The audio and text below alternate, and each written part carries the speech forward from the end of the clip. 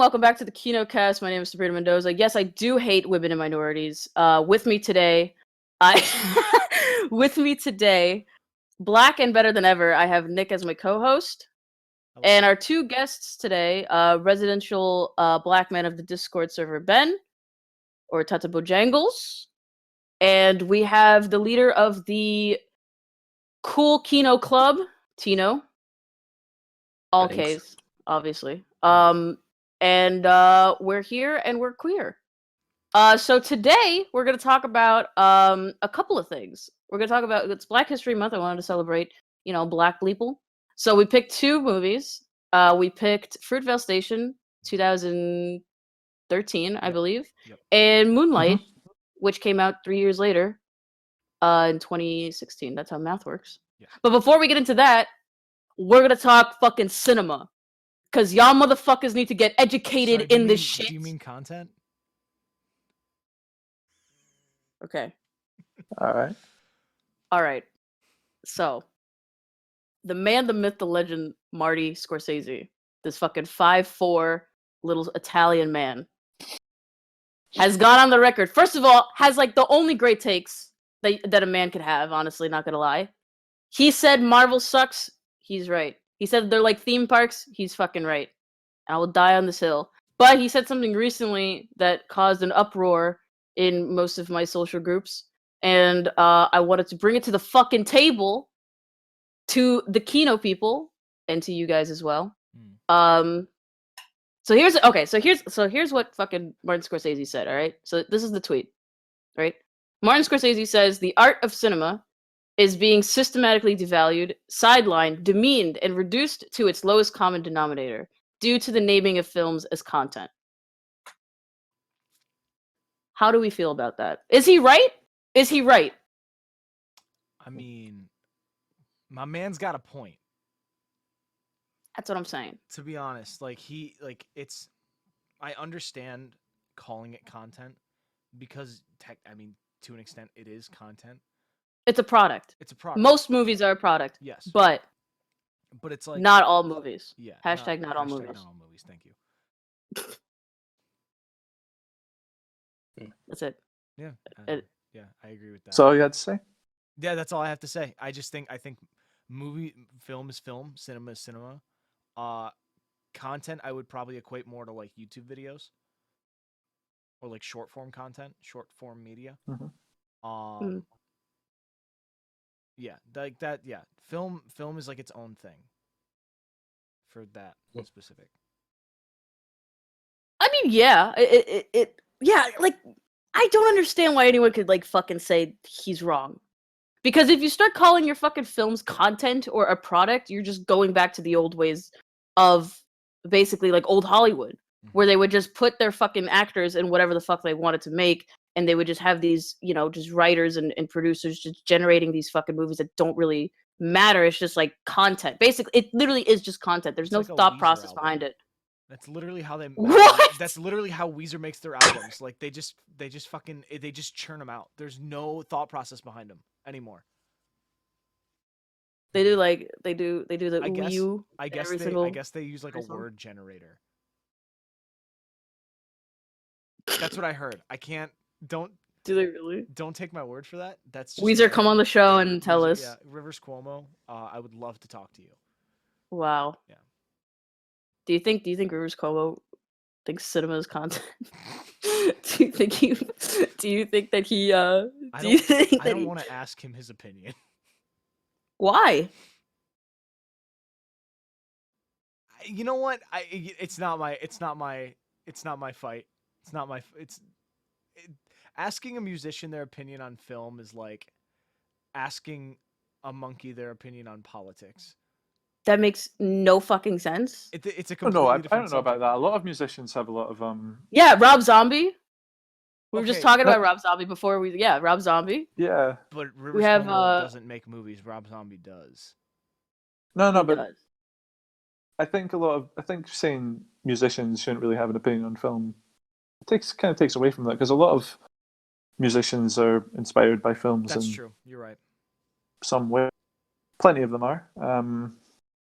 I don't know. It's like You can take LP, one half of Run the Jewels, for instance. Yeah. He loves his science fiction films, takes inspiration from them in a lot of his production, a lot of his rap albums and everything. David Byrne, Talking Heads. David Byrne, Yeah.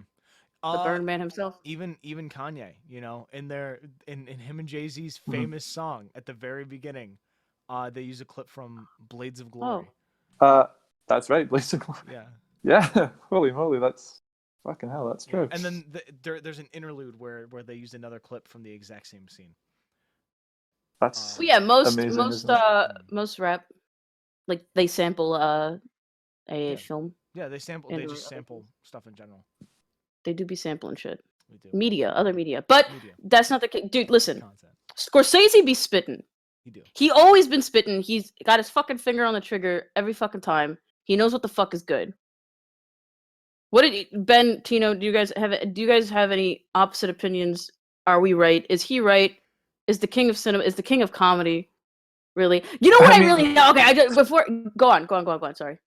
I mean, it's just like people disagreeing with Scorsese and everything. The man knows what he's doing, He's been in this industry for 5 decades. Man's been longer, on the block. I'm not sure. He has been on the block for a long, long time. And it kind of breaks my heart seeing people criticize him for opinions on films when his opinions are probably a lot stronger than the average person, because he's extremely passionate about what he does.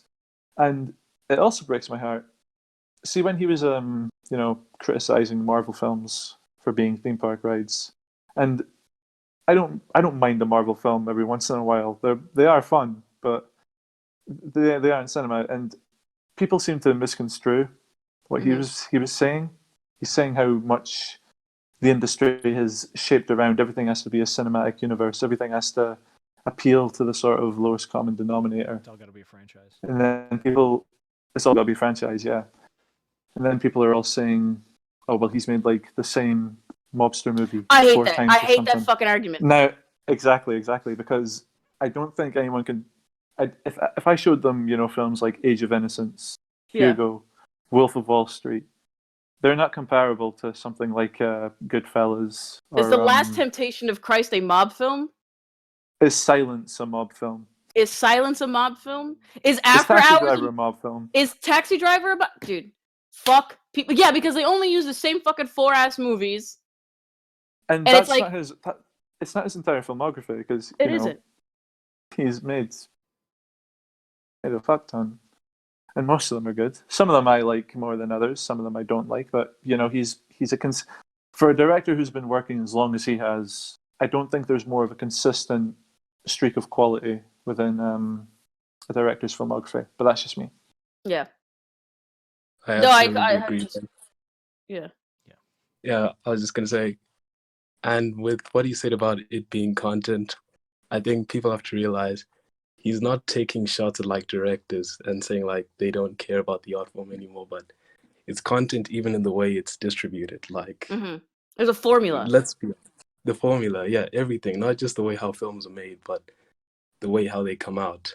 It's all just kind of it's kind of shown as like something you can have as a small bite, not something that can change your life. And you can see that kind of with streaming services and with Marvel basically building their whole film catalog like a TV show. Yeah. Because they don't really care about the single experience anymore. It's just something to go through 2 hours to waste your time. And if that's not content, then I don't know what is. So exactly. It's like literally, and that goes to the next tweet, actually. Thank God you said that. Because then he said this, and Scorsese said this. Martin Scorsese slams the use of algorithms in streaming services. Is it if further viewing is suggested by algorithms based on what you've seen, and the suggestions are based only on subject matter or genre, what does that do to the art of cinema? Because then you're pigeonholing these genres, and you're giving it already. You're already giving something a lens without even watching it. You're already judging the book by its cover without even fucking watching it. You're just going by genre, even though genre is a very bland and basic blanket term that you could put on anything and everything. You know what I mean? So Yeah. like, yeah, like the algorithm, like algorithm wise, yeah, of course. Again, exactly what Tino said is that they're gonna line it up so that it's like Marvel movie to Marvel movie to Marvel. It's basically a TV show. It basically is, and these people just fucking eat it up like that. And it's like, not only that, sorry, Sabrina. Not only No. that, I think he's kind of saying, like, if you suggest like the sort of, I don't know, film that comes after that, after watching a certain thing, you're kind of taking away the freedom of what audience want to choose, what they want Exactly. to get out of their things, because they might want to watch, you know, a film like a Marvel film or something, and I don't know, maybe watch something a little more artistic, like Taxi Driver, or I don't know, Parasite, something like that. Yeah, something with Pigeonholing substance. pigeonholing it into these sorts of you know, formulaic franchises, it does take away a lot from what audience can explore within cinema, and I think that's pretty sad. Yeah. If that makes any sense, I'm not sure if it's No, what I Scorsese is particularly entailing, but yeah. Yeah, That's because all all I these gotta say. motherfuckers are like, "Oh, take your pills, old man, fucking boomer. You don't know what the fuck you're talking about." I'm like, this motherfucker. I went to NYU. He's like the trumpet guy. He literally is the trumpet guy. He's like, I went to NYU. I walked Bob Dylan up on stage. That's literally. I think it's funny. I think it's funny because Scorsese, like, all these people like giving him shit. He's been making movies longer than most of them have been alive. And it's like, not only him is saying this. Like, there's so many other like credible directors that have been saying this for years. Carpenter's been saying this for the fucking same thing. Romero, all these motherfuckers. They know what the fuck is good because they came from that era where, you know. And again, this is something I was talking about before. Is that like they came from an era where you go to the theater and you watch a movie, like a movie. It's not just, oh, this is fucking part 3 of the fucking cinematic universe, and this is fucking whatever the fuck. You go and you like watch fucking like, I don't know, like Dog Day Afternoon on a Wednesday. Just fuck it. Like, why not? Let me just watch this fucking movie out of nowhere. Oh, let me just watch, you know, bullshit. I can't even name another movie, honestly. I just have to go with my favorite one. Yeah, it's but kind of like yeah, they just go from, I don't know, going from something like Dog Day Afternoon to all these sequels, all these remakes. It's remakes. just It's like, absurd. fuck you. And it's like all part of a It's franchise. remake Like, after oh, remake. yeah, and it's like, why? What does that say about us as artists if we cannot even come up with a new concept when there's millions of other new concepts? Now, granted. The indie fucking scene is still out there. It's still happening. But again, you know, these motherfuckers are like, oh, Scorsese's wrong, da da da da. Alright. So bring the fucking indie scene to the forefront. You know? That's what A24 is doing. That's what fucking, you know, all these other motherfucking distributors are trying to do. Film festivals are trying to do. So why don't you get engaged with that? But the thing is that, like, it like, those are the things that should be in the forefront, but they're not marketed like that. No one's marketing those kinds of movies, which they should. Do you know what I mean? So we could go back to that era where it was all like, if I'm going to a theater, I'm gonna watch a movie. I'm gonna watch a film. I'm not gonna watch some fucking bullshit like they make like these stupid fucking like commercial movies where they have like 3 actors and actresses, you know, and it's like a romantic comedy or like, I don't know, some sort of like feel good movie that you would watch, you know, like as a matinee, and it's like you're like a mom movie. Like, I remember I watched Like a Boss with fucking Tiffany Haddish and like Salma Hayek and whatever the fuck this white bitch's name was. And I was like, this is just fucking like, this is literally just like, oh, let's put all these people that people know and then just give them like a shitty ass script. We have the budget to make it. Let's just fucking do it. It's like old Hollywood shit where it was just like, again, you're putting actors and actresses and shit, and it's like, all right, we made our movie, we made our quota. You know what I mean? We just made our money for this distribute company just made, or the production company just made the money for the fucking month because they made this stupid fucking movie. And that's what it just equates to now.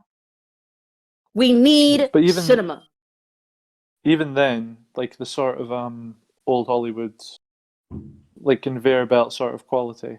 It's Mhm. different from the conveyor belt quality that we have today, because even then, like, it was a product back in the old Hollywood Yeah. era, but they were still interested in making a good product and like with in a neat little package and everything to make sure that there was still the experience of seeing a movie, you know, hmm as opposed to like franchises like the MCU, the DC, whatever, like Mhm. just being this toy line of the same product essentially. It's the same There's formula. little love and little soul and everything. And it's So, upsetting watching these directors, and this actually goes. We could go into this, but Ryan Coogler. I mean, he did fucking Fruitvale Station, and now he does like MCU shit. Spike Lee is thinking about doing a fucking MCU movie. You know what I mean? Because it's just basically selling out. Because these are talented directors. Sam Raimi's doing fucking Doctor Strange. He did fucking Spider-Man, which was fucking lit as shit. Mhm. I don't even know why we need to You know, have it's more funny. Spider-Man movies. Yeah. And we're talking about like Moonlight as well. Mhm. Barry Jenkins, he's doing the sequel to that live action Lion King. They gotta It pay the feels like- bills. It's a job. Yeah. Yeah, Yeah. Nick, see your face there. Holy I moly. didn't even know. You're I didn't surprised even know that aren't was a you? thing. I didn't know there was a sequel in the works. Oh yeah, it's being made, and Barry Jenkins, director of Moonlight. If Beale Street could talk, making that sequel for some reason. It's just like it doesn't make any sense to me that like one live action remakes of like Oh yeah, live animated action movies quotations, need to quotations, exist. of course. Like it just I guess it just goes back to the whole franchise thing. It is. It's just literally regurgitating money. Yeah, and it's like It's like, But this oh, is the thing; it's the because same but worse. yeah, it's nostalgia. Disney knows that nostalgia will always win. Nostalgia is the biggest moneymaker for these fucking people. They're like, oh, remember when you watched this when you were younger? All right, let's do this. Add a little controversy so it gets fucking press, and then we'll just sell it to you, and then that's Mulan, it. Literally Mulan. Well, that's different because they fucking were crazy. I mean, How that's that's Let but me they say also something. charged you even if you had Disney Plus to watch that movie. Oh, I was talking about the production of it. Like Oh, they yeah. didn't Holy they, moly! like, And film. what In was it? China. They filmed What was it in- they were charging as well? It was like $30, right? Just yeah. to watch it. $30 to watch a film like that? No way. Yeah, no. When you could just watch the animated one for free, it's like, Yeah. what the fuck was I that? would- yeah, I would rather pay for Disney Plus to watch the animated movie than to fucking pirate the live action remake for free. I'm never going to watch the live action film. Yeah, that's what I'm saying. I'm Never saying gonna watch it. I would rather pay money to watch the original than watch the new one for free. It's just who are these Yeah. movies for? Honestly, like who's like, yes, I would love the this. mainstream. The mainstream. No, Yes, I mainstream highly consumer. doubt. The mainstream consumer. I can guarantee you, that is what these Sabrina. They are what these I don't movies are know. for. Nick does have a point here because this, the Lion King remake that made over $1 billion at the box office. Yeah, It's appealing to it's appealing to the childhood aspect of everything. Just here's a classic film that didn't need to be remade. If yeah. it's In a not way, if it's I not agree. broke, don't break it. that's okay. Yeah. But like, it's Yeah. basically like these movies are just babysitters. Basically, like you Yes. sit your fucking child in front of it, and it's like, all right, just play, go. That's it. Sorry, done my sorry, job. Tino, you were going to say Yeah, something. Tino, there. what were you gonna say? I was gonna say, in a way, I agree definitely that that's the reason why most people would just go for it, just to relive their childhood. But I think another reason why these movies make so much money is because you feel an urgency, and this is not a good thing, but you feel an urgency to go watch them. Like, if I don't watch this movie, I'm missing out. Especially with like an MCU film, Yeah. like a lot of us, well, let me not say a lot of us, but a big number of us probably just went to see Infinity War and Endgame because we knew people wouldn't shut up about it for the next few months. So let's just be involved in the conversation. Or it's that you want to see maybe a later movie in the MCU, but then you're going to have to watch these films first, like the Spider-Man movie. I remember I watched that just so that I knew I wouldn't have to later, like with friends or whatever. And that's kind of a big part of it too, is you feel kind of coerced into watching these movies just because well, it's the name brand, and it's like if you don't watch it, you're gonna get really annoyed by the people who have. Yeah, literally, it's like It's before fun. fucking Endgame or whatever the fuck. It's like, you know, it's all like, oh, should I watch all the other ones so I get this one film? But why do I have to do that? Yeah, fuck Why do that. I have to subject myself into watching all these other fucking things? Why? And then when you actually, because I never saw, I didn't see most of those. I didn't see like most of those like MCU shits. And I still watched Endgame because my boy dragged me. My boy dragged me out of Tribeca Film Festival to go see this fucking movie. I was like, are you dead ass right now? That's like sad. That's kind of sad. I'm not Oh gonna lie. man. Granted, it is like a whole week of like we can watch movies anytime, any place, anywhere, whatever the fuck. But like he was like, oh, we have to watch Endgame It's the at principle. midnight. And I'm like, it's the fucking principle. Thank you, Nick. Thank you. It's the fucking principle of it. It's like I don't care for this. And that movie sucked. It's not even good. Like if you're gonna make these fucking franchises, at least make them good. Like at least have good writing. You have the money for it. You have the money to make these things potentially like good story wise. Just fucking do it. Fuck these fucking people. You know what? You know what? Fuck them. You know what? We're gonna make our own movies with blackjack and hookers. Yep. S- And now, speaking of cinema, yeah. Speaking of cinema, Ryan Coogler, who did Black Panther, and another one. What other MCU shit did he do? He didn't do any. He did Creed. Creed. That's what it was. Yep. I don't know. See, I always thought that was fucking. I'm not even gonna fucking. He did Creed. Yes, he did Creed, and he did Black Panther. But before all that, he actually made a film called Fruitvale Station. I would argue that Creed is also a film, but Okay. that's neither here nor there. Creed's good. Creed's good. Like it's a good movie. I haven't seen it. Yeah, I like Creed. Yeah, I really like Creed's it. a good movie. It's obviously it's like banking off. It's a not sequel. banking, but it's Yeah. a sequel to Rocky. So like all the Rocky movies, but it's still good because it's a sequel, but you don't have to know everything that happened in all the Rocky movies. Okay. Yeah. Interesting. It's All right. Well, anyway, Fruitvale Station. With Michael B. Jordan Mhm. playing Oscar Grant. Based on true events. True events. This movie is very sad.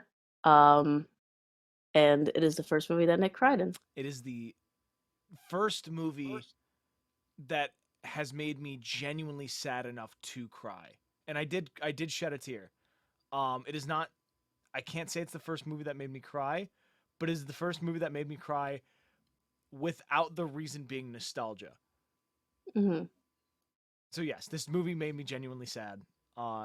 Sad enough to cry, and I have no shame in that. I'm not ashamed because it's a Yeah, I cried at fucked one up. part. It's a fucked up thing that happened. Mm. It's a fucked Yeah, up thing just that like it, happened, and How to have it. What? Sorry. how did you guys feel about like the decision to show the real footage of what happened to him at the start? I think. I'll sound like Because a hypocrite. I didn't like it initially because Mm-hmm. I thought it seemed a little exploitative, but after seeing it and the film continuing, it gives the film more of a sense of tragedy because you know what's coming. Yeah. And there's aspects of like Oscar's life where you think he's going to get out of this rut that he's in, with his job and the drug dealing. But we all know it's inevitably going to happen. It's Yeah. all leading to this culmination. But I didn't. I thought it could have been like in medias res, where it starts at the middle or the end and leads on to that point. If that makes any sense, like a fictionalized, well, not fictionalized, a dramatized version of it, where they could have filmed it with Michael B. Jordan and do that instead. But the decision to add the real life footage of what happened to him, it didn't sit well with me at first, but after the film finished, I understand why they included it. Mm-hmm. Yeah, because I think what's important is that like you have to realize that this is a movie. Yeah, it is shot in this way, but you have to understand that this actually happened to someone, and this could actually happen again, and this will keep happening until something is done about it. Yeah.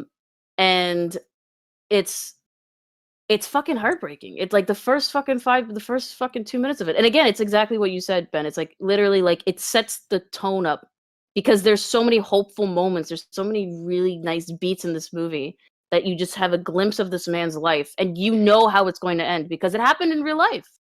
It's not a thing where it's all like, oh, this didn't happen. Like you see it happen. Like you actually see it happen. And I hated it when they used the Charlottesville thing in fucking Black Klansman at the end because I thought that was in poor taste. That was like, okay, now you're just profiting on someone's fucking life. Like that someone died and you're just Spike Lee's all like, oh, but fucking my little PowerPoint at the end, like fuck you. Like that whole movie that has nothing to do with the actual movie. Like that happened years later. In terms of like Black Klansman. So it's like what are you trying to fucking say? Like just say the thing that you want to say. If you want to make a movie about that, then make a movie about that. But don't fucking just throw it in there out of fucking nowhere. Fuck that movie. Fuck. Yeah, that was a really bizarre choice. Not to like diverge, from Fruitvale Station too much, but I agree with that. I don't think Spike should have included. If you want to make a movie about Charlottesville, you should have just made a movie about Charlottesville. Exactly. Instead, he made a film, that's set in the 70s. It's about like this black man infiltrating the KKK. I don't want to see like modern parallels because it just dates the film instantly. Yeah. It's all like, what do you? It's like a little book report at the end. It's like, come on, really? It's a little PowerPoint. That's just my thoughts on it. But anyway, I think the use of like actual footage in films works. Yeah. When it's done like this. Yes, exactly. Not the Black Klansman example, but yeah, when we make film, if there's a film like this and there's original footage used in it, you have to use it carefully, obviously. But this film does it really well. That's all I have to say. Yeah, I think. And I think, sorry, mate. I think for a movie as short as it is, it's less than an hour and a half long. It's able to, pack in so much character, so much drama, so much intricacy towards this one man, and Michael B. Jordan. He plays him really, really well. Oh yeah, it really is a star-making performance out of him. Yeah, Michael B. Jordan in this, and fucking oh my Creed. God, what's her name? No, the girlfriend. Whoever plays the girlfriend. Oh, she's fantastic too. Yeah, her. She's good. Hispanic. I forgot her name. It's something. I don't know. Whatever. Mona her something. And her name's Mona something. Yeah. Yeah, and Octavia Spencer. Octavia Spencer in this. Jesus. I swear to God, everything. Fucking in, Christ, honestly, man. Like she's. I want to give her a hug and tell her everything's gonna be okay. Like. This woman was also in Ma, which is a very underrated. She is in. That movie fucking is so stupid. No, in Fruitvale Station, she is so great. Yeah. Literally one of the most heartbreaking fucking things. And I love the pair. This is just great storytelling in general. Is they show that prison scene and she walks away from him just being like, "Can I get a hug?" And then when she sees the body, she's like, "I wish I could hug him." Yeah. It's just so it's so heartbreaking. It's so like everything. That's the only moment in the film like the part where you get shot. That's a gut punch. Yeah. But I have a daughter. Oh, fuck, dude. When she sees his body in the hospital, and she's upset about it, starts crying. That's when I start crying as well. I actually I was telling Sabrina when I first saw the movie, when we were watching the movie, which was the first time that I saw it. I had like after we finished watching the movie, I was like, yeah, when she said that he never liked to be alone, like I just had this like wave fucking crash over me, and I was like, oh no, this is the movie. This is what does it. And I just like, because I feel that, like I genuinely feel that I hate being alone, so I can I relate to that a lot. And it's like the fact that not only is that like his mother is saying that to the doctor, like watching him, looking at his dead body, and it's just like I'm trying to, I can't imagine being in that situation, any part of that situation.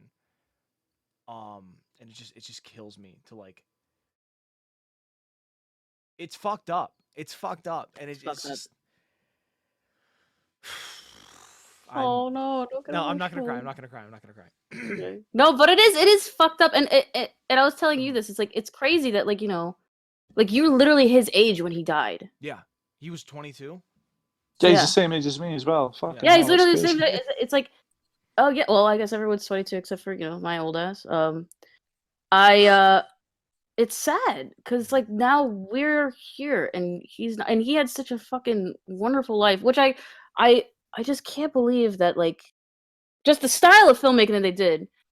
The handheld stuff was so good. Like the how it was shot is so good. When he's running with his daughter, that gets me every fucking Oh, at time. the end. That yeah, like the end where like you like he's like on like before they take away the things and they pronounce him dead, and it's like that shot of like him and his daughter. I was like, that's when I lost it. The first time I watched this movie, that's when I was like like crying like a bitch, dude. I was in high school when I saw this movie. Like I watched it a year later after it was released. And oh my fucking god, dude. Thank God that room was dark because I was crying like a bitch. Like a fucking bitch. I think like the fact it's filmed in 16mm. If you didn't know, it's I filmed in didn't. yeah, it's filmed in that film stock. I'm saying like it gives it more of a gritty, realistic sort of sensibility, similar to. It feels very, I don't know, kitchen sink style, if that makes any sense. It's raw. Very, yeah, stuff like that. Yeah, and it's not just the rawness of how it's shot. It's also kind of how the performances and the dialogue's done. It all feels extremely realistic. And like when I think I also watched it when I was in high school. And at the time, since I didn't watch many movies, that was the most realistic dialogue I ever heard. And just everything about it, the way how it's shot, the way how the people talk, everything, it just feels like a day in the life. And by the time you're like halfway through the movie, unless maybe this was just a thing with me, but I was almost like forgetting this tragedy that was going to happen because he has these old little small life, real life problems that's coming through his way before the end of the movie comes, and that it's so real to life. It's just so real that I think just in that it's kind of a masterpiece in realism. And it happens in a day. It all happens, happens in all a in a day. day. It's like yeah, it's like it goes to his mom's birthday and then like it's New Year's. It's all in just one day and it's just so perfectly shot. There's one moment that like always gets me like very low key, especially like again, exactly what you just said, Tino. It's just like you forget that the tragedy's happening and it's like when he's outside and like the pregnant woman is going to the bathroom, he talks to that guy and he's all like, "Oh, I have a job at this thing." And it's like, "Oh yeah, you could oh yeah, he's good. Yeah, never mind." It's like fuck, dude. It's all like Jesus. I didn't tell you when we were What? watching the movie, but after we were watching the movie, but I was like he got that card, and I genuinely forgot what happens, and I was like, this man's gonna get his life turned around, and then it like immediately clicked in my head, and I was like, oh fuck. Yeah. Yeah, this movie, when I watched it the first time, I immediately called my dad after. I was like, "Are you okay? Are you all right?" I mean, I was like, "Where are you right now?" And I was like, "Dude, because I am such a fucking, I guess, daddy's girl. Because I, if that ever happened to my father, I would lose my fucking mind. It actually almost did. My dad almost succumbed to police brutality. Could have just died in the hands of the police, because of just people not being trained enough. And it's terrifying, dude.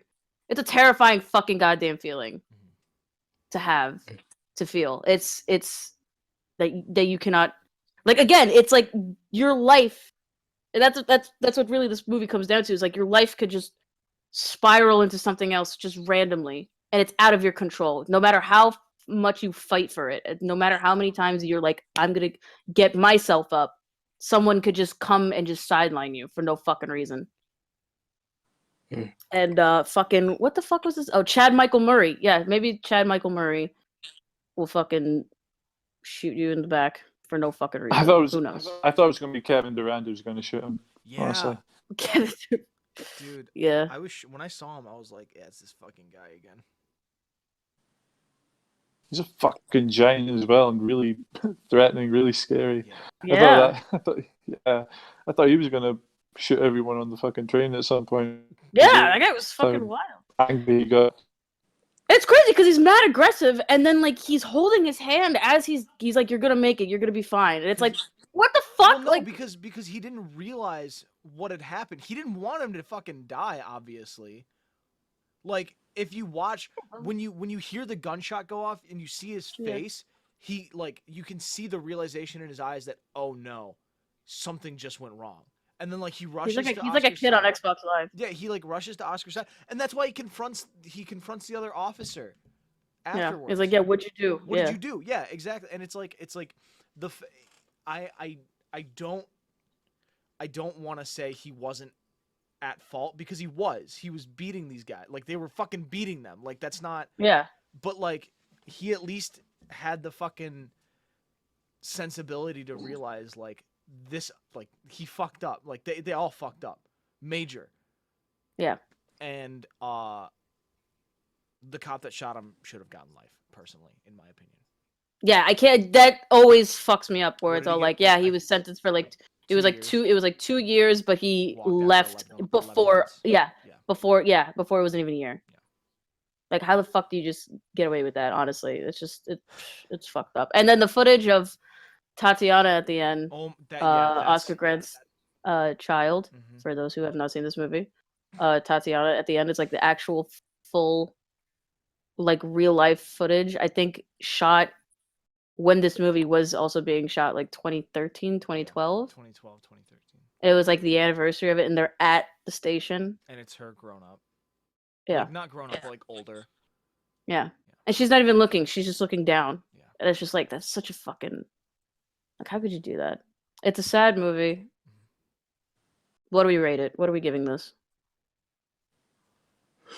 8 out of 10. 8 out of 10? Solid 8. Yes. I'll give it an 8 too. I give it a 9. Yeah, I would also give it. I would give it a 9, 8.5. I would give it. It's up there. It's definitely up there. Yeah, that movie's fucking sad as shit, dude. What a time. Yeah. Well, next to that, we have this slice of life movie, Moonlight. Spotlight. Sucking on a dick, right? Okay. He literally sucking on a dick, right? Yeah. No, actually. Okay, what? Never happens in the movie. He doesn't suck on dicks, does he? No, actually, I was talking to my boyfriend. He's all like, "Yeah, you know that scene where he starts sucking his dick?" I was like, "That did not happen. That's not what happens in this movie." Yeah. It was like a little jerk off session. And he's like, "Nah, dude, they were like sucking each other off at the end." I'm like, "That's not the. I don't know what Moonlight you watched." Okay, anyway, Moonlight, Barry Jenkins, 2016, the one that won the Oscar. Actually, this year, like a few years ago, around this time, we're recording around like the 20th or whatever, Oscars. That infamously won over La La Land. Because that movie also rocks. I'll die on that hill. I don't care. But Moonlight is better. So this movie is fucking wild. It's very slice of life. It's shot very fucking well. Mahershala Ali, King. This motherfucker, I fucking King love shit. Everything, dude. He's so great. Yeah. This is another one where like the dialogue is very real, and I felt like I was like in this shit. It was very. Everybody's like eloquently spoken. Like everybody speaks. Everybody speaks with like everybody has like a very verbose way of speaking. Like no one speaks in the way that you would expect them to. Like everything they say is kind of like it's like they have an English degree. It's like every character has an English degree, and that might be due to. Sorry, you can go. No. Go ahead. I was just saying I love that they all speak like large words. I love how they all speak. They just speak. Large words. Okay. I'm glad that they speak English. Yeah. Wow. Yeah. No, I was saying that I think that might be due to it being based off a play, And probably a lot of the dialogue was just taken straight from the play. And you know how plays are kind of more, they've got that kind of English where people kind of, I it's didn't. very verbose. That's I That didn't know might that it was a be the reason. play. Yeah, Yeah, What is but the the name of play the play? was the play was unproduced. Oh, really? The play was never produced. Oh, Yeah, Oh, That's a shame. But wow. yeah, yeah, but never. This would be it's nice still as a play. got I could see staged. this as a play. yeah, It's a high pitch, yeah. dude, I don't know, man. I just do I shit. think the play was called, like, the full title of it was "In Moonlight, Black Boys Look Blue." Yeah. Yeah. Obviously the one quote. Mhm. I have a bit of a bizarre relationship with this film because I liked it when I first saw it, which was Mhm. like around the time when it came out. Actually, I rewatched it around the time it came out as well. I'd give it like an 8 now. 8 then. I'd give it like a 9 now. All the Really? issues I've had with it, yeah, the issues that I had with the film lessened for me now. I think it's because I've become more mature and I understood like the sort of story that Chiron goes through. Mhm. Because it's what it is. It's like it's all about identity, obviously. Yeah. It's all about coming into your own, about dealing with loneliness, how like being trapped in this sort of you know, he he's gay and everything, but he's trying to figure out how he's meant to be this way in this world that he's brought up in, this economic trough, as we could say, because it's very, it's run down, it's very very violent. Mhm. There's dope holes everywhere. He gets bullied, and I don't know, like through experiences in my life, like I don't know, just becoming more of a mature person. I think I'm able to just appreciate his story a lot more, like as the acts go on as well. Because when I first watched it, my least favorite act of the film was with Black, with Trevante Rhodes playing the oldest version of Chiron. Mhm. But now I think that might be my favorite part now. I think that's just me. I liked it. I liked it a lot. Actually, Mhm. the play, the unproduced play, I like that. The fact that it's based off an unproduced play makes a lot of sense as to why it's split up into 3 acts like that. I didn't even Yes. put that together until just now. But yeah, no, I think. Or sorry, Sabrina, you were gonna say something. No, I was gonna say I like that. I like the Black segment of it because you really see him grow into the only father figure that he had for a bit. Including and you note you picked it out first, Nick, when he has the crown on the dashboard, just like how Juan did on in his car. It is a lot of callbacks to just being a child or still having that child within you, and it's still and He yeah, resembles Juan quite a lot. yeah, and like I it's just a beautifully thought out film of like how we grow into who we are. It's either by the people around us or by ourselves. And the jump from Chiron's the second act to the third one is just so great because you see like Kevin just be like, this is not who you are, but it's all like, this is, but it actually isn't, because if he didn't go through juvie, then he wouldn't have gone down this path of like doing drugs and shit, or like There's a not doing mask that drugs he but puts selling on. drugs. Yeah, it's like and it's just like a great way that just conceptualizes what it's like to be like a Black man in America. You know what I mean? Like this is what could, like this it's out of our control, but it's not. You know what I mean? It's all systematically there. It's all systematically placed. You know why there's like a set projects. Why are there this? Why is this? Why is his mom? Also, the mom in this is fucking wild. Jesus Christ. Yeah. She's scary. Holy fucking She's moly. fucking, when she's getting the fucking money from him, dude, that's fucking heartbreaking. That shit is fucked up, dude. You know what I mean? It's all systematically there. It's all like, you're the one selling me drugs. When she says that's to Juan, it's all like, you're the one selling me rocks. And you're trying to raise my son? It's like, damn. It just perpetuates and then it. she said, like, And then "Don't-" Juan crying is Yeah. fucking... But like she's like, you're trying to raise my son when you're the one selling me rocks, and don't try to tell me to get them from somewhere else. Yeah. Like that, it's like it kind of implying that like it doesn't matter where I get them from because they all come from you in the end. Yeah, it's a cycle. It's just like it sucks, and it Yeah. Yeah, I mean, yeah. Speaking about cycles, I don't want to say I like this, but I'm gonna say it was a very impressive thing where you kind of suspect, at least the first time you watch the movie, that the main character is going to get brought up by Mahershala Ali's character, that he's going to kind of break the cycle of kind of fatherless children who don't have someone to look up to. But then Juvie happens, and then you realize it's not that type of movie. And Yeah. I think I'm kind of with Ben, that the first time I watched the movie, I didn't really like the last part. But now understanding that it's kind of showing how the cycle goes, how if you don't have that person in your life that can bring you up, that's kind of how it's going to go. And that's why I think I like the third part as well, like the most, because it's very tragic in the sense that this is going to happen again and again and again and again. So yeah, just all in all, it's actually a very good ending. It's like the perfect ending. Yeah, when it ended, we were like, "Is that how it ends?" No fucking way.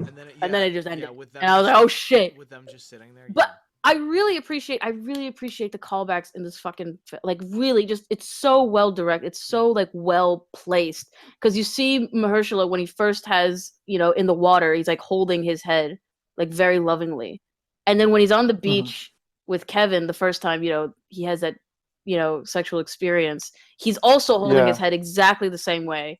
And then at the end, when they're together again, he's also holding the head. It's like that's cinema. It's like, oh, look at that, themes and like, motifs, and it's like fun fact. it's very good.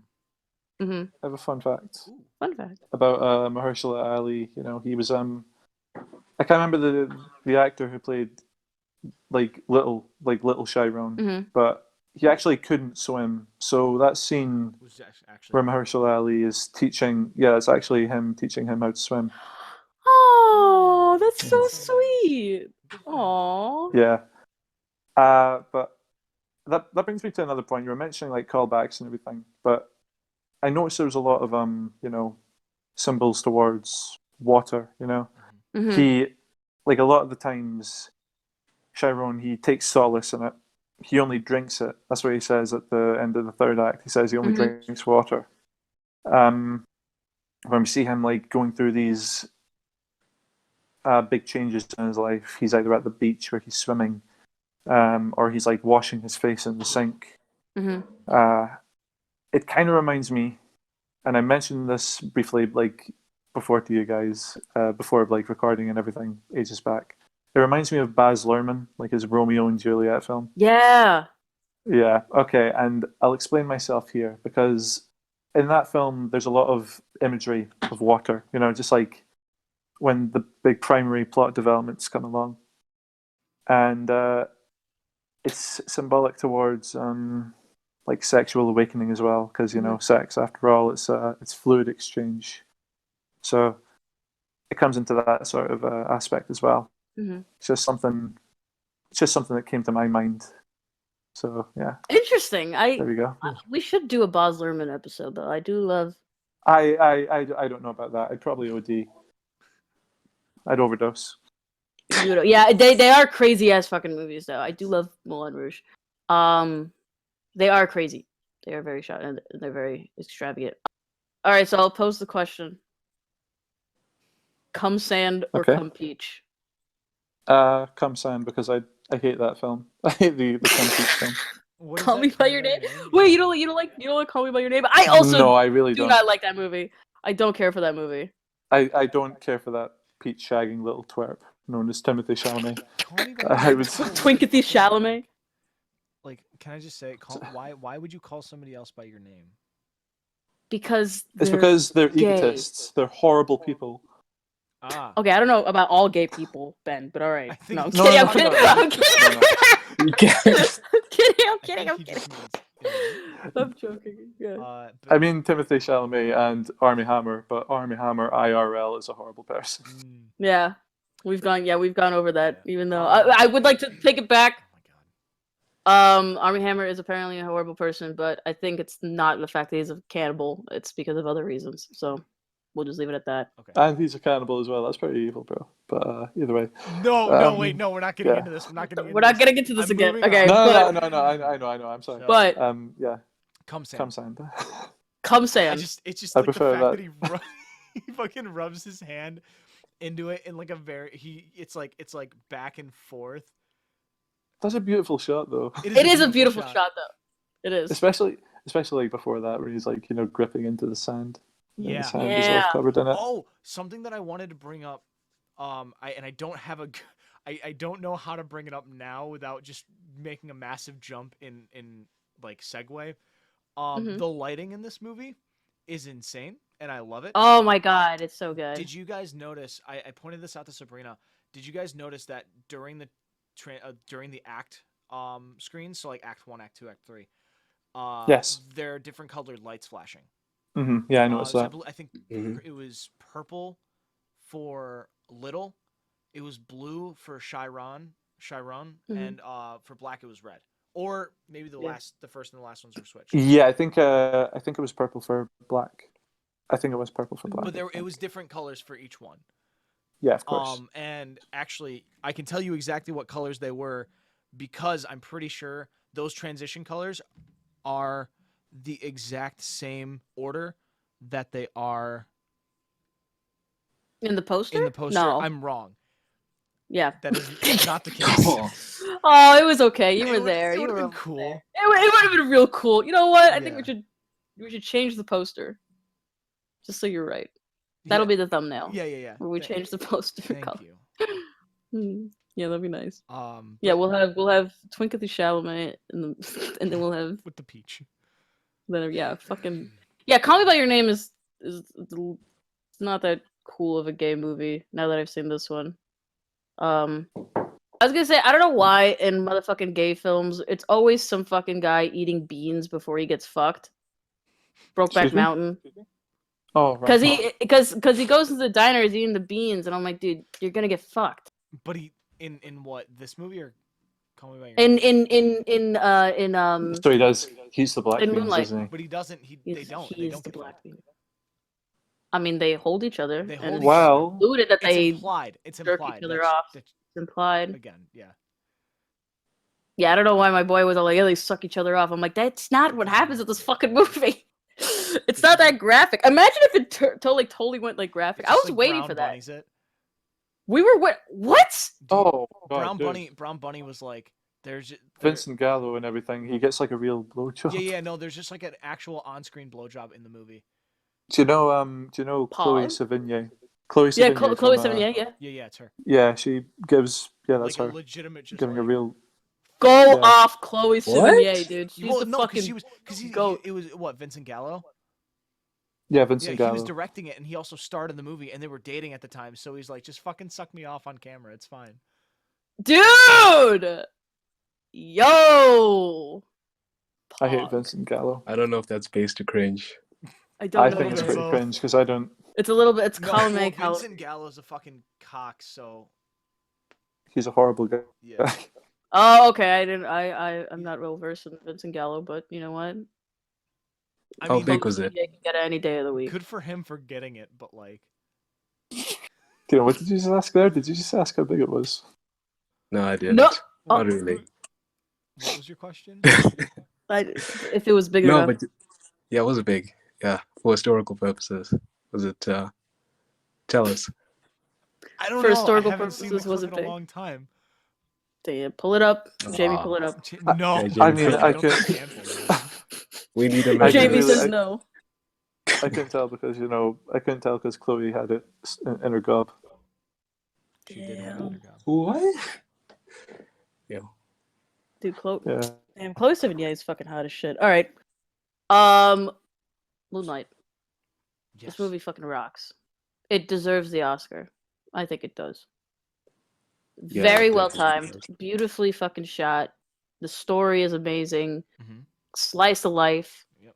complexities of the individual mixed in with the Yeah. tragedies of the external It's conflicts very of life. on its surface, it's very simple, and I think a lot of films try to be very complex, but this is a very easygoing, simple film. It's straightforward. On the surface, very straightforward, Mm-mm. but it's also complex in how it deals with relationships, especially in regards to being a man, especially in regards to being a black man, black gay man, like all Yeah. these things mixed together.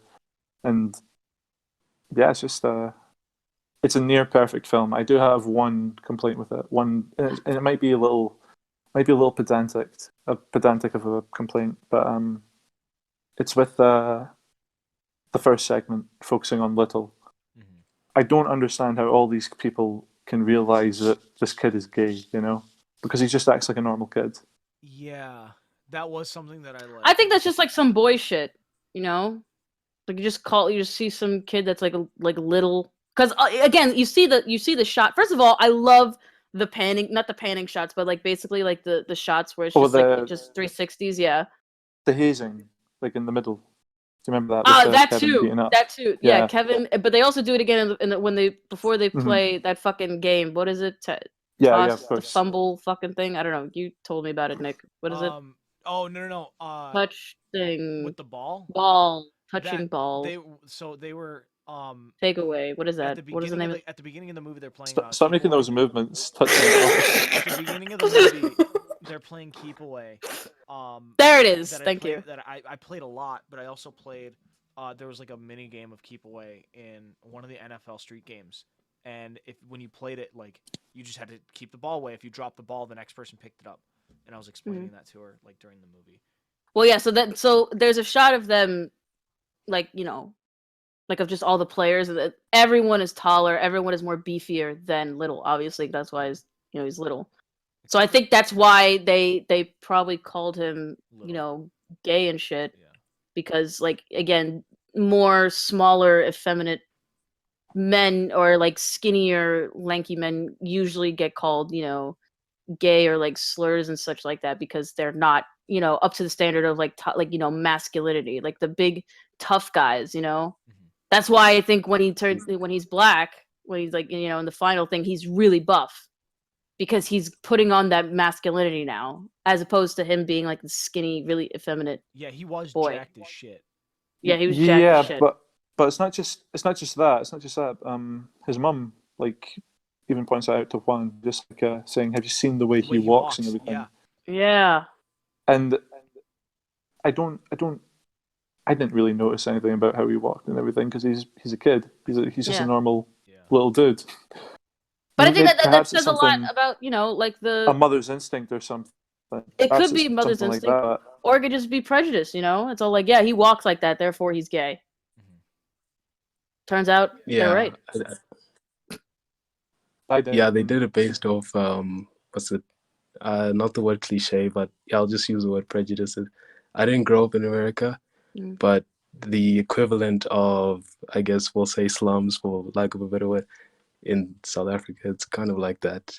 Even if you're not gay, they just immediately assume because it's just kind of the way that masculinity works there. And even if they're wrong, they're just going to say it. So I guess it was just a lucky guess, but I'd say here, I don't know about there, that happens more than we actually realize.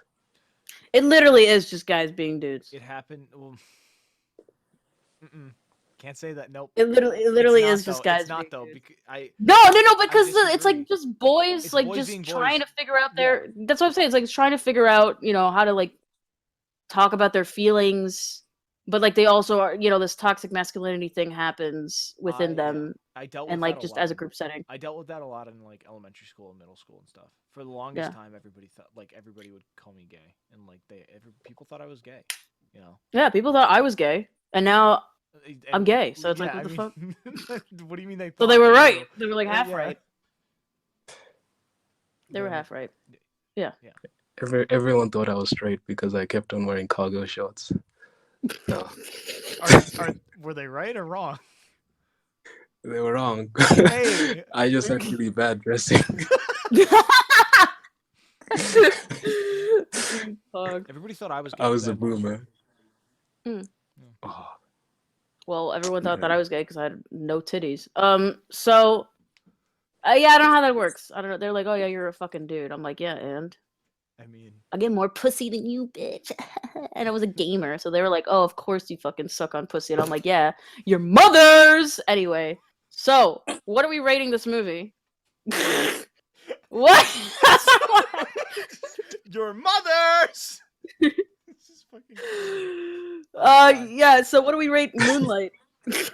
Yeah, I'm gonna give it another 9. Honestly, fucking great movie. Yeah, I'm gonna give it 9 cum sands. Ah, yes, out of 9 cum sands out of 10 cum peaches. Yeah, a cum peach. This movie rocks. Yeah, it's a great movie. Yeah, I'm 9 out of 10 for me. Mm-hmm. nice.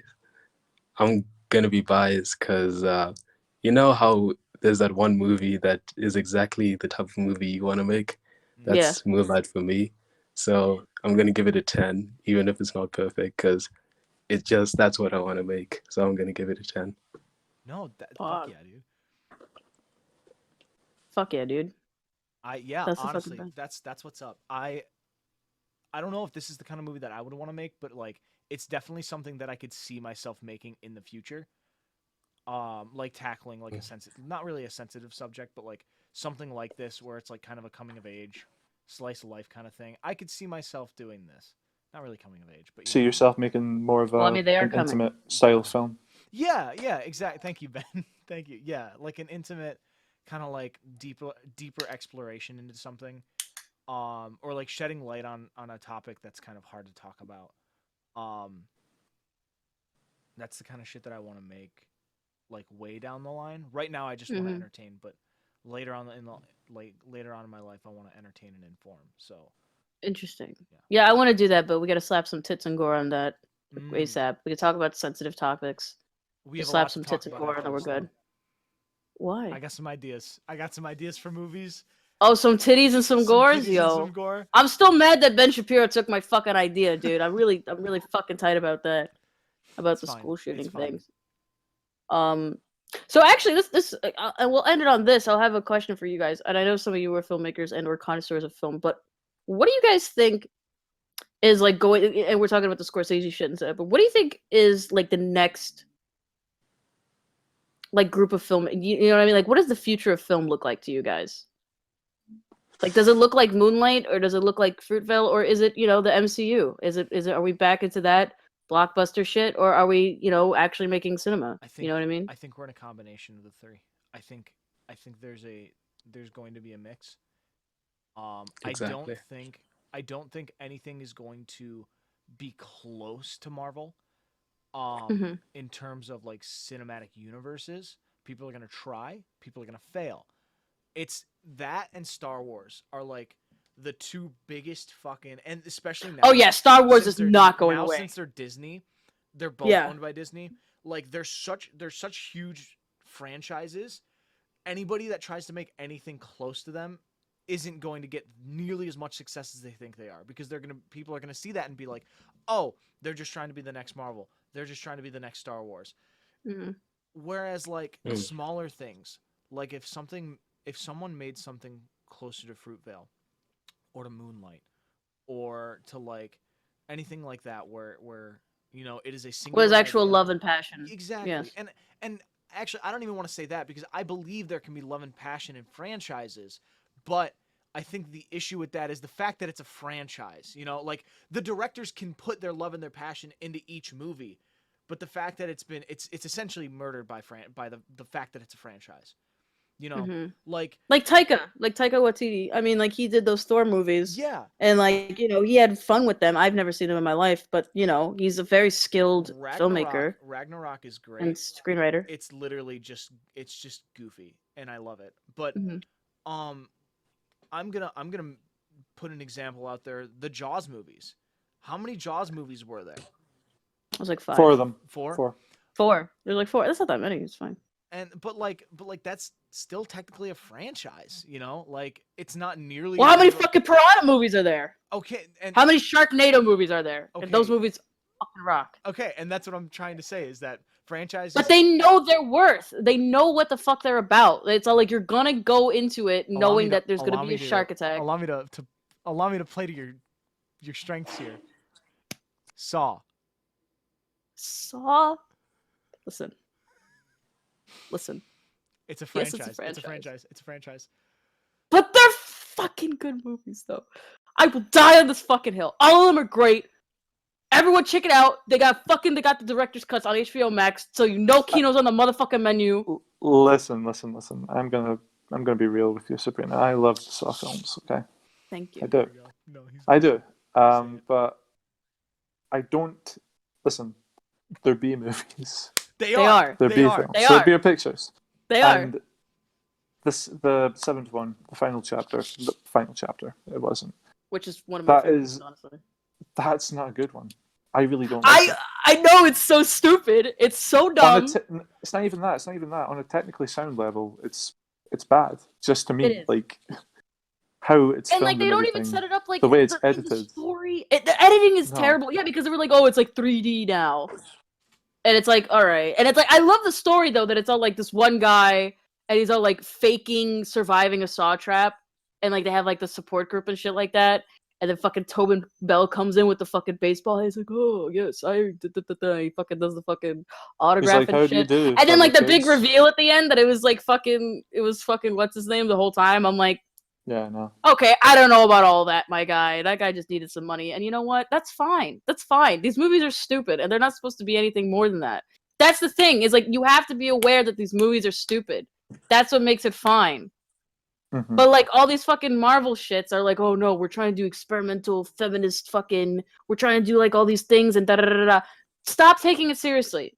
It's either you take it seriously or you don't. Just don't do. You can't do both. You can't just be like, oh, this is a serious fucking like fucking DC shit, like Snyder and all these motherfuckers, like trying to put like all these biblical. It's like shut the fuck up.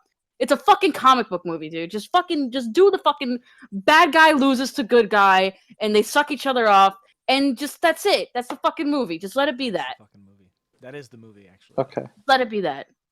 Look at this shit. Tino, what do you have to say to like? Yeah. What do you think the future of film Like is? creator, yeah, future. You say first before I say my piece.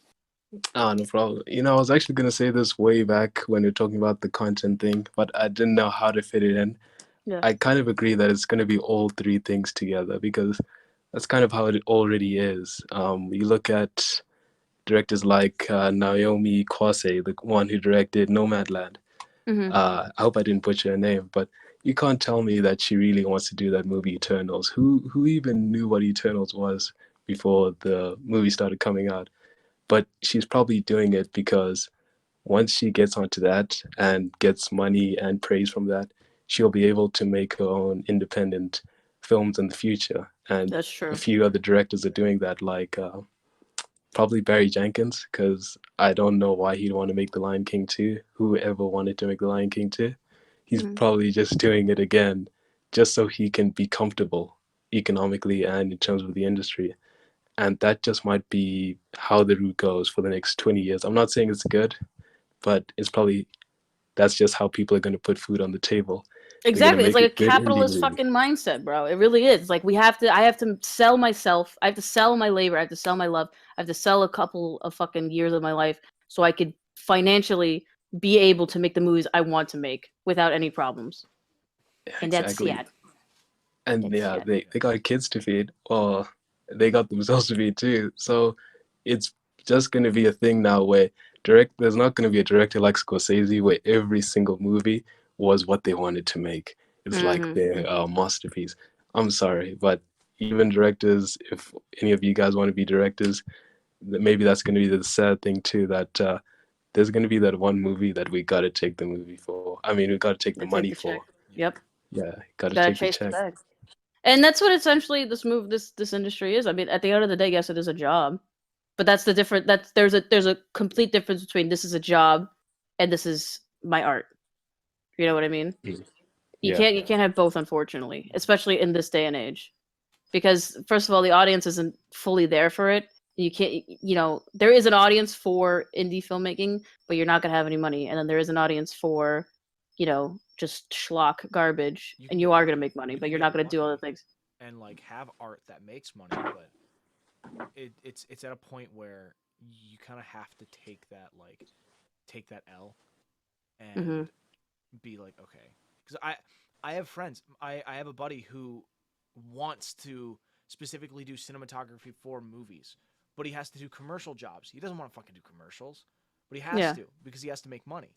Because commercials Mhm. are the only thing that gets you money anymore.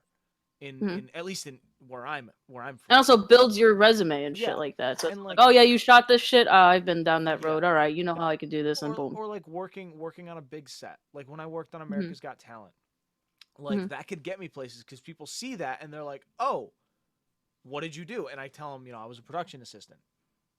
That instantly gets me more credibility with people and allows me to get places better, get places quicker, get places faster, whatever. But Mhm. at the same time, it's like it's doing something that I don't want to do. It's if I'm doing that, if I'm telling people, if I'm applying for like a PA position for Yeah. something, and I tell them like, oh yeah, I was a PA for this, and this. I really don't want to do that. I don't want to be a PA.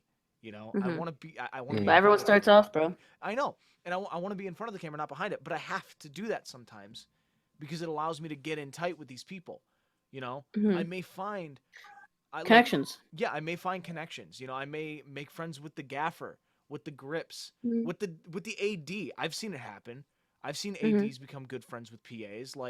And even sometimes even the actors talk to the PAs and treat them like human beings. I mean, they should, regardless.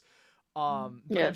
I've To the people that are not in film, PAs are production assistants. yes. So, thank you. Also ADs are assistant directors. Yep. And Grips and gaffers gaffers do are- a lot of coke. Grips and gaffers are like lighting and such. Yes. Yeah. But it just like being able to go into that field in some way and end up staying there in another is like crazy. But sometimes you Mhm. have to do it. Sometimes you got to do the jobs you don't want to be able to get to the point you want to be at. Yeah. I guess is Ben, you were gonna say something to yes. Oh yeah. You- To the thoughts of what you were saying about the future of cinema. I'm just going to parrot from Tino and Nick. It is going to be all of what they said, because I don't think creatively driven cinema is going to die out anytime soon. And trends like the MCU, they'll stick around, but they're not going to be popular forever. It's just like with the 1930s and the 40s, like with the Universal Western. monsters, westerns, Universal monsters, stuff like that. They're still going to be about, but they're not going to be as prevalent as what they once were. And another thing I think we have to, mention about the future of cinema right now is, the virus. Yeah. You know? There's Yeah, gonna be so many fucking pandemic movies. That's another thing. I was gonna say this after you finish your thought, and then I'll get into that. Well, yeah, the virus. We're gonna have another trend that's going to last for years and years. We're getting them now with this movie that came out on HBO Max. It's called Lockdown. Mhm. Bad film, really horrible film. 22 or whatever. No. It's like a boring heist film with Anne Hathaway and the Chiwetel Ejiofor, the guy from Mhm. 12 Years a Slave. Not a good film, but what I was saying is, it's just I think this has been a blessing in disguise for films and everything, because people are starting to lose a little bit of interest now with these big franchises since the virus hit, and even though there's not a lot of new releases that are being made just now and coming out, indie cinema has kind of been seeing being a little bit more of a sleeper hit, especially around last year, because we had films like Nomadland, and we had what's the other one, Minari, those sorts of films. So essentially, cinema isn't dead or anything. It's not ruined. It's definitely not And dead, but it's definitely in the back will burner. be. It never will be. Yeah, because there is a need for people to tell these sorts of stories, and I think it comes down to the fact that film is one of the most honest mediums. It's one of the most Yes. revealing, and I think that's what people love about film. And I don't think that's going to die out anytime soon. That's all I have hell to say about it. That's beautiful, Ben. That's beautiful. I love Thanks. that. No, it's true. And again, to piggyback off the fucking thing of the pandemic, there's gonna be so many motherfucking pandemic movies, but I feel like there's gonna be a lot of filmmakers now who have the means to actually sit and think about, this is actually what I want to do, and we'll go back to the old school guerrilla filmmaking, because we have these guidelines for in the industry, in in the film industry now, to be protective, and they have like the COVID people, like testing everything and like that. Not everyone has the budget to have those people. You're just gonna have to trust that whoever the fuck you're gonna make this movie with, with the underground people, as like, all right, let's just fucking, you got negative, all right, let's fucking film, fuck it, why not? Yeah. So there's gonna be a lot of small crews, little to like barely any cast, and there's just going to be a lot of movies like that coming forward, especially from the indie scene. I feel like from like the really indie scene, and they're going to be talking about whatever the fuck they want to talk about, and that's what the future is. I think I feel like it's literally there's a hibernation of artists right now, basically us, just sitting and waiting for this shit to be over, and then boom, it's ground running. They're gonna be fucking running around like a bunch of fucking motherfuckers that have nothing else to do. Because this is the time to be like, oh shit, I gotta do what I want to do. If not now, then when? What if this pandemic is never over? What if it just continually perpetuates and everything like that? We got to do something. We have to do something. Yeah, exactly. We have to do something. And with that, you know what? Sorry, we're going to end it off there. We're going to get the fuck out of here. Go make that movie. You know what? This is my advice to you as Sabrina. And for here in the Kinocast, I would like to say Black Lives Matter and you matter. Yes. Go make that motherfucking movie. Fucking Scorsese. Dude, show Scorsese your motherfucking movie. Let him come on the sand. Scorsese comes. Sorry, Tino, you were going to say something, bro, at the end there. Oh, yeah, Tino, were you going to say something? No, just also a word of inspiration. Remember that Ted Kaczynski, he wrote his entire Unabomber manifesto while he was in lockdown. So you can do what you want to do in your lockdown. You can make the next greatest movie. Yeah, Rob Schneider wrote White Chicks when he had SARS. So exactly, we could do anything. The sky is Kino. the limit. That's Kino. Yeah. And that's on Kino. All right. And with that, that's it. Bye. Bye. Bye. Bye. Bye.